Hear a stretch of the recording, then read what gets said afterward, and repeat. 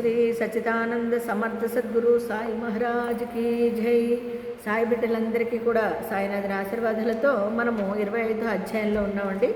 నిన్న దాము గారికి బాబా గారు మామిడి పండ్లు ఇచ్చి ఎంతో ఆయనకి పుత్ర సంతానాన్ని కలిగేలాగా దీవించారు. మరి ఈవేళ ఆయన ప్రార్థన చేసుకుందామండి. ఓ సాయి సద్గురు, భక్తుల కోరికలు నెరవేర్చు కల్పవృక్షమా, మీ పాదముల మేమెన్నప్పుడూ మరవకుండుముగాక.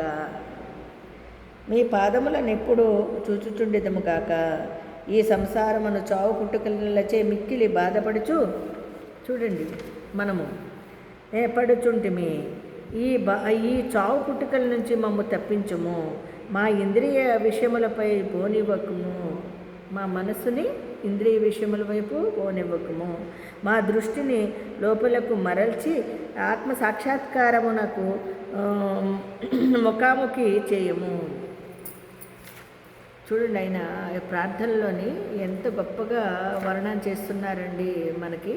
మరి ఈ వర్ణాన్ని మనము శ్రద్ధాభక్తులతో స్వీకరించాలండి తప్పకుండా. ఈ విషయములపై బోనివ్వకుము, అడ్డుకొనుము. మా దృష్టిని లోపలకు మరల్చి ఆత్మతో ముఖాముఖి చేయము. ఇంద్రియములు మనస్సు బయటకు పోవు నైజము నాపనంత వరకు ఆత్మ సాక్షాత్కారమునకు అవకాశం లేదు. చూడండి, ఎంత చావు పుట్టుకల నుంచి మమ్ము తప్పించుము.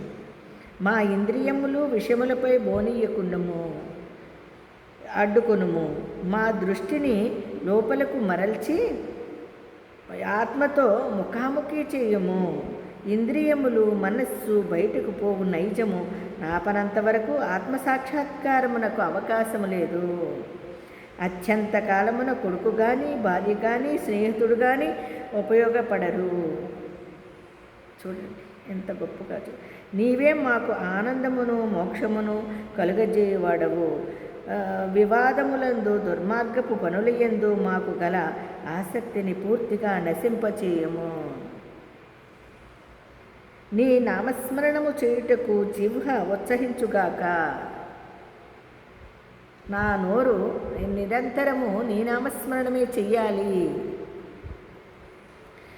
మా ఆలోచనలను అవి మంచివే ఎగుగాక చెడ్డవే ఎగుగాక తరిమివేయము. అవి చెడ్డవైనా తరివేయి, మంచివైనా తరివేయి.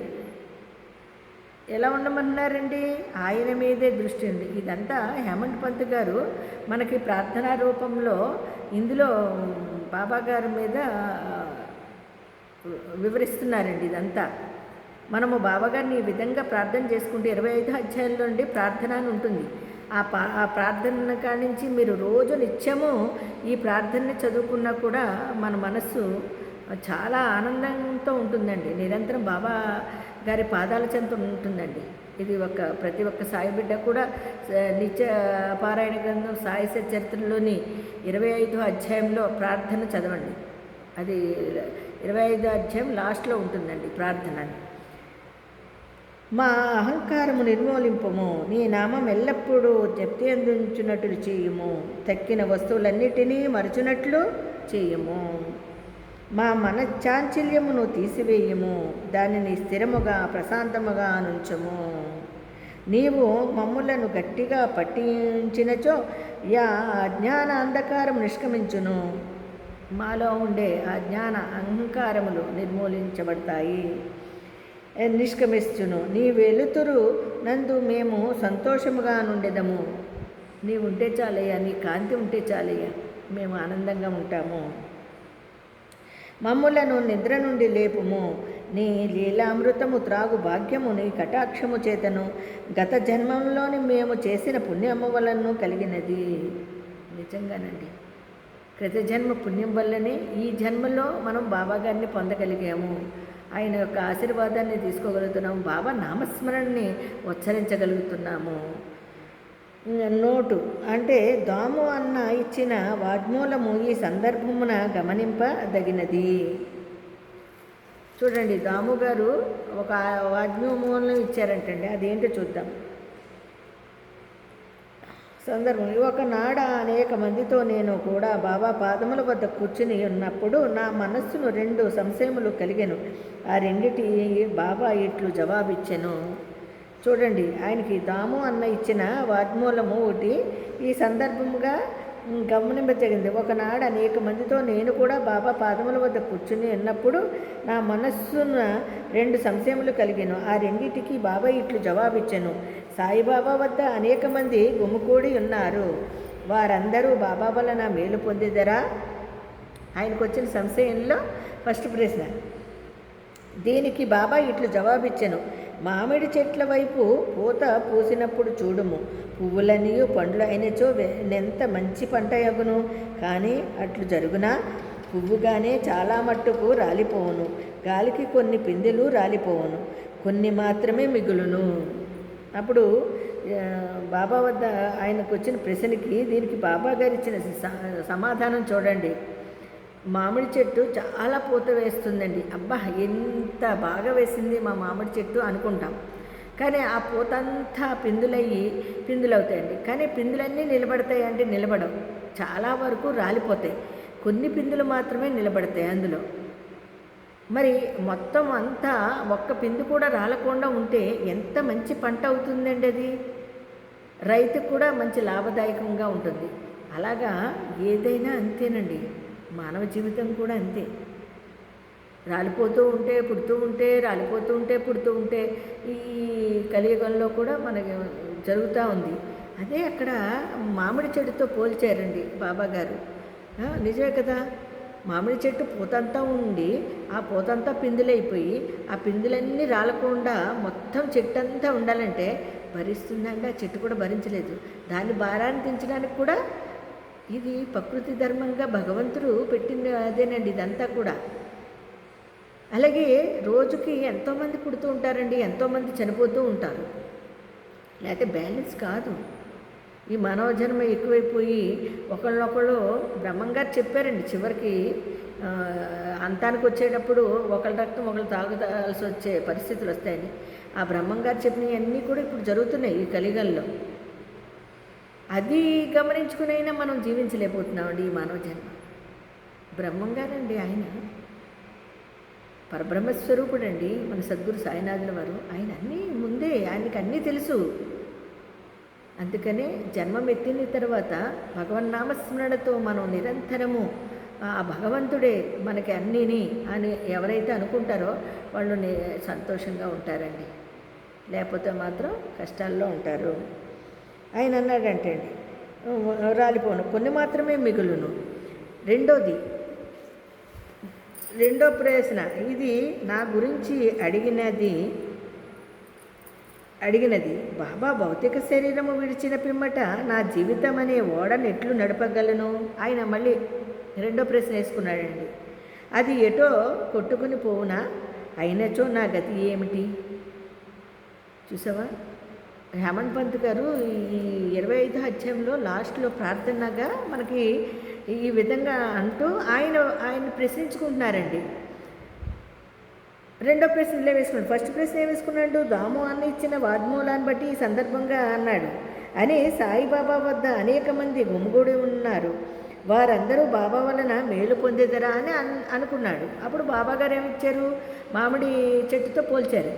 అదేవిధంగా రెండో ప్రశ్న వేసుకున్నాడండి ఆయన. ఇది నా గురించి అడిగినది బాబా భౌతిక శరీరం విడిచిన పిమ్మట నా జీవితం అనే ఓడను ఎట్లు నడపగలను? అది ఎటో కొట్టుకుని పోవునా? అయినచో నా గతి ఏమిటి? ప్రతి ఒక్కరూ ప్రశ్నించుకోవాలండి. ఇది అంతే కదా. మరి అంటే భగవంతుడు మనల్ని ఏ విధంగా నడిపిస్తున్నాడు అంటే మన జీవిత విధానంలో ఆ భగవంతుని యొక్క అనుగ్రహం లేకపోతే మనం ఈ విధంగా ఉండము. దీనికి బాబా జవాబు చూడండి. ఎక్కడైనను ఎప్పుడైనను నా గురించి చింతించినచో అక్కడనే ఉండేదను. నా గురించి ఎవరైతే ఎక్కువ స్మరణ చేసి నన్నే నిరంతరము తలుచుకుంటూ ఉంటారో వాళ్ళ దగ్గరే నేనుంటాను. 1918కు ముందు వారి వాగ్దానం ప్రకారం వారు నెరవేర్చుచుండిరి. అప్పటి వరకు ఉన్నారు కదండి బాబా గారు. 1918 వరకు ఉన్నారు. అంతకు ముందు వరకు కూడా ఇటువంటి వాగ్దానాల్ని ఆయన నెరవేర్చారు.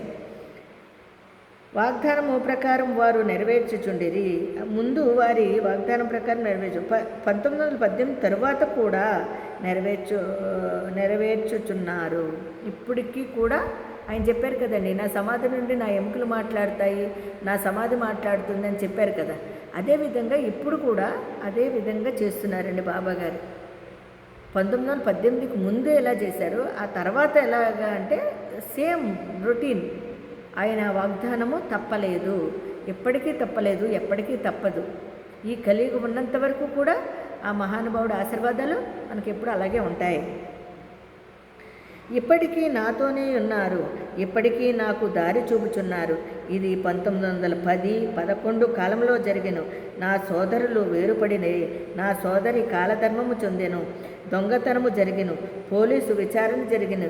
ఇవన్నీ నన్ను కల్లోలపరిచినవి. నా సోదరి చనిపోగా నా మనస్సు వికలమయ్యెను. నేను జీవితములో సుఖములను లక్ష్యపెట్టలేదు. నేను బాబా వద్దకు పోగా వారు ఉపదేశముతో శాంతి పరిచేసిరి. అప్ప కులకర్ణి ఇంటిలో బొబ్బట్లతో విందు గావించిరి. నా నుదుట చందనము పూసిరి. నా ఇంటిలో దొంగతనము జరిగినది. నాకు 30 సంవత్సరముల నుండి ఒక స్నేహితుడుండెను.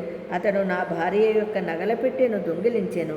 అందులో శుభమగు నత్తు అంటే నాసికాభరణము ఉండెను. బాబా ఫోటో ముందు ఏడ్చి తిని ఆ మరుసటి దినమే ఆ మనిషి నగల పెట్టెను తీసుకుని ఇచ్చి వేసి క్షమాపణ కోరెను. చూసారా, ఆయన నమ్ముకుంటే ఎంతటి ఇదైనా సరే, ఎంతటి ప్రమాదమైనా సరే ఆ క్షణాల్లో తీరుతుంది. క్షణాల్లో అనలేనండి, అది రోజులు పట్టొచ్చు, నెలలు పట్టొచ్చు, సంవత్సరాలు పట్టొచ్చు. శ్రద్ధ సబూరి ఉండాలి మనలో మెయిన్. ఆ తర్వాత బాబా గారు మనకి అనుగ్రహాన్ని ఇస్తారండి.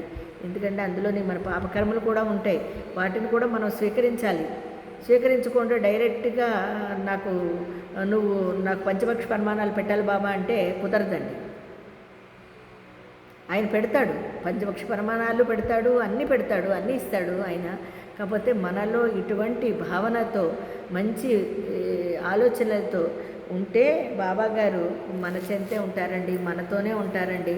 మనకి ఎటువంటి ఇబ్బంది కలుగకుండా చూసుకుంటారండి బాబా గారు. ఆయన ఇంట్లో దొంగతనం పడిరంట పాపం. ఆయన వాళ్ళ భార్య నత్తుని ఒక స్త్రీ ఎంత పవిత్రంగా భావిస్తుందో, అది ప్రాణపదమైనది, చాలా ముక్కుకి పెట్టుకుంటే లక్ష్మితో సమానం అండి. అది ముక్కెర నాసికాభరణం. ఆ నాసికాభరణాన్ని చాలామంది తక్కువ చేస్తారండి తెలియక. దానిలోని చాలా చాలా భావార్థం ఉందండి. అది ప్రతి స్త్రీ ముక్కుకి ఉంటే చాలా చాలా మంచిది. అది భర్త కానించి వర్తిస్తుందండి నాసికాభరణం అనేది. కాబట్టి ప్రతి స్త్రీ కూడా ముక్కు పొడకు పెట్టుకోవడానికి ట్రై చేయండి. అందులో అంత పవిత్రత ఉందండి. దాని వివరాల్లో పోవాలంటే ఇంకొకసారి ఎప్పుడన్నా చెప్పుకుందామండి. ఎవరికైనా డౌట్ ఉంటే మమ్మల్ని అడగచ్చు. కొన్ని ఇందులో ఇప్పుడు ఈ సాయి సచ్చరిత్రలో చెప్తున్నప్పుడు వినే భక్తులకి ఏమన్నా సందేహాలు ఉంటే కూడా నాకు ఫోన్ చేసి మీరు ఆ సందేహాలని నిర్మూలించుకోవచ్చు. ఎందుకంటే బాబా గారే చెప్పేది బాబా, చెప్పించేది బాబా, వినేది బాబా, వినిపించేది బాబాని, సర్వము జరిపించేది బాబా.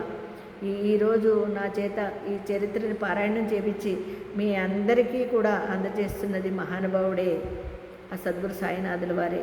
కాబట్టి ప్రతి ఒక్క సాయి బిడ్డ కూడా ఆనందంగా ఉండాలనేది మా కోరిక. సాయి సేవలో ఉండాలి, సాయి స్మరణతో ఉండాలి, సాయే మన సర్వస్వంగా ఉండాలి అనేది నేను మనస్పూర్వకంగా కోరుకుంటున్నానండి. అలాగా పాపం ఆయన ఆవిడ భార్య నాసికాభరణం కూడా అందులో ఉండిపోయింది అని చెప్పి చాలా ఫీల్ అయ్యాడు ఆయన. బాబా దగ్గర దొంగలు ఎత్తుపోయారు నగలన్నీ. అయినా సరే బాబా గారు మళ్ళీ ఆయనకి ఆ పట్టుకెళ్ళిన దొంగ తీసుకొచ్చి ఇచ్చి, చూడండి బాబాని వేడుకోవడం వల్ల మనకు పోయిన నగలు కూడా ఆయనకి తిరిగి వచ్చేసినాయి. అంత పవర్ ఉంటుందండి బాబా గారిని వేడుకుంటే. మనకి ఏది పోయిందో, అయ్యో ఇది పోయింది అనుకున్నాం అనుకోండి, బాబాని తెలుసుకోండి దొరికిపోతుంది. అలాగా ఆయనకి ఆ నగలు పెట్టి మళ్ళీ తీసుకెళ్ళిన దొంగే తీసుకొచ్చి ఇచ్చి వెళ్తాడండి. అదండి బాబా యొక్క గొప్పతనం. కాబట్టి హేమంత్ పంత్ గారు కూడా ఈ విధంగా రాస్తున్నప్పుడు ఆయన బాబాని ఏ విధంగా వేడుకునేవాడో చూడండి. నిరంతరము నిజంగా మనకి అమృతాన్ని ఇచ్చాడండి మహానుభావుడు. ఆయన కూడా మనం తలుచుకుంటూ ఉండాలండి హేమంత్ పంత్ గారిని.